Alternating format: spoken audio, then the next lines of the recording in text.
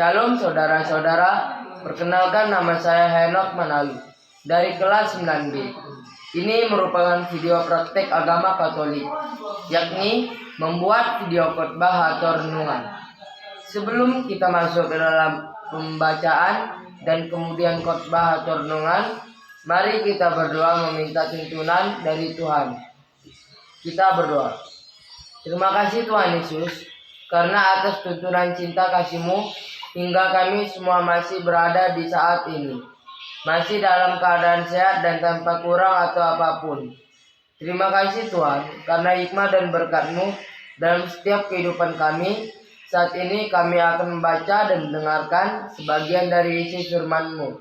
Namun sebelum kami mohon Tuhan berkati kami, buka akal dan pikiran kami agar apa yang kami baca dan dengar bersama tidak terbuang percuma, melainkan dapat kami lakukan segala perintah-Mu dalam kehidupan kami setiap hari. Dalam nama Tuhan Yesus, firman yang hidup, kami berdoa. Amin. Pembacaan yang saya ambil untuk kita renungkan di hari ini terdapat dalam Matius 16 ayat 13 sampai 20. Begini bunyi firman Tuhan. Setelah Yesus tiba di daerah Kaisarea Filipi, ia bertanya pada murid-muridnya. Kata orang, "Siapakah anak manusia itu?"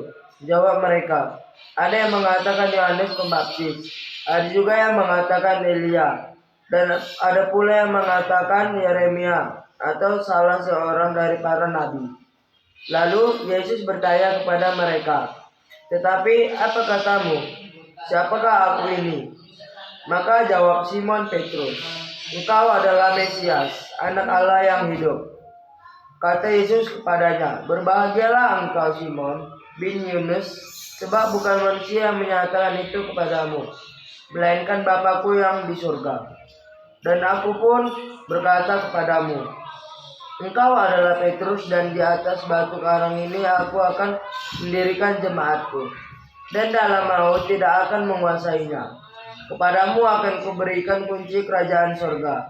Apa yang kulihat di dunia ini akan terlihat di surga, dan apa yang kulepaskan di dunia ini akan terlepas di surga." Lalu Yesus melarang murid-muridnya supaya jangan memberitahukan kepada siapapun bahwa ia Mesias. Kita akan masuk ke dalam renungan atau khotbah. Sebongkah batu alam tidak berharga saat masih berada di gunung. Tetapi ketika batu itu menjadi bagian dari istana yang indah, batu itu menjadi batu alam yang mahal dan berharga. Bagian ini menutup serangkaian narasi yang menunjukkan pentingnya pengenalan akan Yesus Sang Mesias, Anak Allah yang hidup. Pengakuan Petrus akan kemesiasan Yesus menjadi sebuah pengakuan yang sangat penting.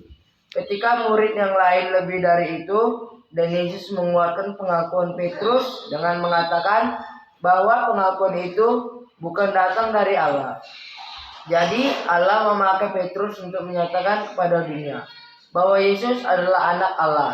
Sejak hari itu, Petrus menjadi batu hidup, batu karang yang di atasnya diletakkan dasar bangunan bait Allah yang hidup atau gereja.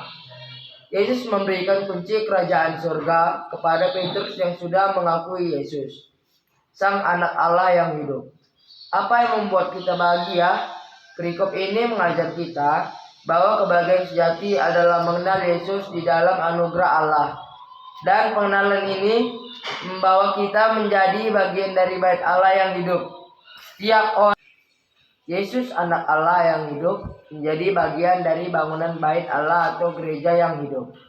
Manusia yang berdosa adalah seperti batu-batu yang tidak berharga di alam. Oleh anugerah Allah, ketika kita menjadi orang percaya dan mengikuti Yesus, maka kita dijadikan bagian dari bait Allah yang kudus dan mulia. Inilah kebahagiaan kita yang sejati. Lirik lagu dalam Kidung Jemaat nomor 392 dengan tepat mengungkapkan kebahagiaan itu. Ku berbahagia yakin teguh, Yesus abadi kepunyaanku. Besarnya anugerah Allah yang menerima kita menjadi bagian dari gerejanya. Kiranya mendorong kita untuk terus memuji Tuhan melalui hidup yang berkenan kepadanya. Jadilah batu-batu yang hidup, tersusun rapi dan cemerlang, memancarkan keindahan Kristus. Amin. Semoga renungan saya bermanfaat bagi kita semua. Terima kasih.